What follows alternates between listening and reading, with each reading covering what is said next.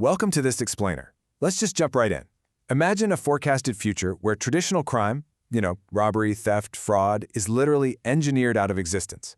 And we're not talking about deploying more human police officers. No, we're talking about a perfectly integrated, always-on web of AI, digital identity, and programmable money. I know, it sounds completely like science fiction, but the blueprints for this algorithmic deterrent are already being drawn up today, and the societal implications are absolutely massive. Let's explore how this actually works. Okay, let's dive into this. Here's our roadmap for today. We'll be hitting the AI panopticon, the death of economic crime, the algorithmic gavel, the machine arms race, and finally, the ultimate trade-off. Starting with Section 1, the AI panopticon, and the end of blind spots. Historically, policing has always been pretty reactive, right? Human police have blind spots, finite numbers, and delayed response times, and criminals rely on those exact gaps to get away with things. But an advanced AI security environment completely flips the script. It creates a continuous, always-on surveillance layer. To understand how we get there, the source material lays out a fascinating 100-step chain of events, but it really boils down to 3 core mechanics. Step 1 is a universal digital ID tying everything together. Step 2 is an entirely cashless economy, where every single coffee or car you buy is timestamped and traceable. And Step 3 is AI anomaly detection, constantly monitoring the whole shebang. The result? The cash-based shadows criminals used to hide in completely disappear. And this brings us to a wild concept, pre-crime. Because the system is crunching so much data across smart cities, policing shifts from investigating a crime after the fact to intervening before it even escalates. The AI flags anomalous behavior in real time. Maybe someone is making highly unusual chemical purchases, or an autonomous vehicle is routing suspiciously around a power plant at 3 a.m. The system flags it, and authorities intervene before any damage is actually done. Now think about the massive psychological shift here.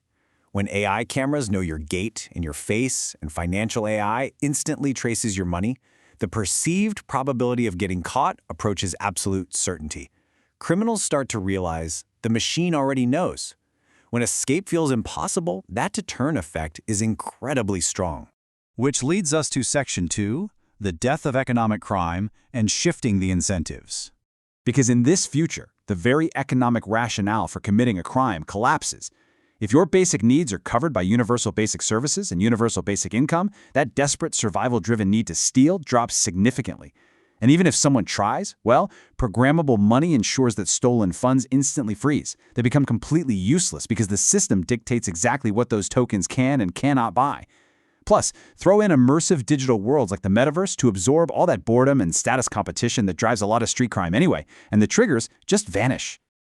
So the crucial point is how the internal criminal math fundamentally changes. The old calculation was a simple risk-reward. Can I profit from this? But in a hyper-connected society where your social credit and reputation govern your housing and travel, the new calculation is, will this permanently damage my system access? Reputation literally becomes a vital economic asset. The risk of losing it heavily outweighs the reward of petty theft. So how do we handle the rule breakers who remain? Let's get into Section 3. The algorithmic gavel, and justice in a hyper-digital society. We're looking at a radical philosophical shift here. The old world logic was to punish the body, jails, handcuffs, physical force. The new world logic, restrict participation. Think about it. Why spend millions putting someone in a physical cell when you can just use the digital infrastructure to freeze their accounts or digitally geofence their physical movements? The toolbox for this automated justice system is pretty wild. We're talking financial restrictions via those programmable wallets, social credit drops that instantly spike your insurance rates, mobility geofencing that physically blocks offenders from specific public zones, and continuous digital probation, like mandatory AI behavioral check-ins instead of seeing a human parole officer.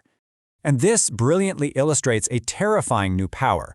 To quote the source directly, the largest long-term punishment becomes partial exclusion from civilization itself. When your money, your mobility, your healthcare all depend entirely on digital access, algorithmic exclusion is arguably more powerful and maybe more devastating than a traditional prison sentence. But as the battlefield shifts entirely to the digital realm, we arrive at Section 4, the machine arms race and the synthetic immune system. Because the reality of this era is blunt. Human-scale policing cannot fight machine-scale crime. Our reaction time is just way too slow to stop an AI hacking swarm that operates in milliseconds. It's like bringing a stopwatch to a laser fight. You just can't win. This forces institutions to build what is essentially an AI immune system for civilization, just to keep the lights on. Section 5. The ultimate trade-off between security and freedom. Looking at the core political debate here, there are very strong arguments on both sides. Supporters passionately argue this system leads to radically lower violence, a much more efficient justice system, and way less physical incarceration. It's undeniably a safer world.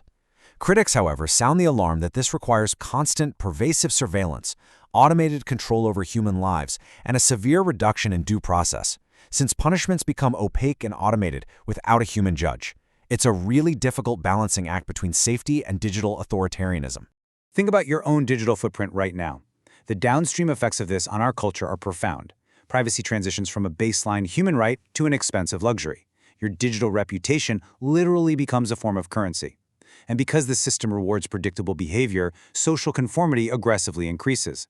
Eventually, society could split entirely into high-trust populations with frictionless access and low-trust populations facing constant algorithmic scrutiny. Humans basically adapt their behavior to become machine-legible. So I'll leave you with its final civilizational paradox. The safer and more optimized society becomes, the more entirely dependent it is on centralized tech systems. If a bad actor takes down the grid, the whole society halts. When we entrust our physical safety, our money, and our very freedom to an infallible machine layer, who controls the AI control system? Thanks for joining me on this explainer. Keep questioning the systems around you, and I'll catch you next time.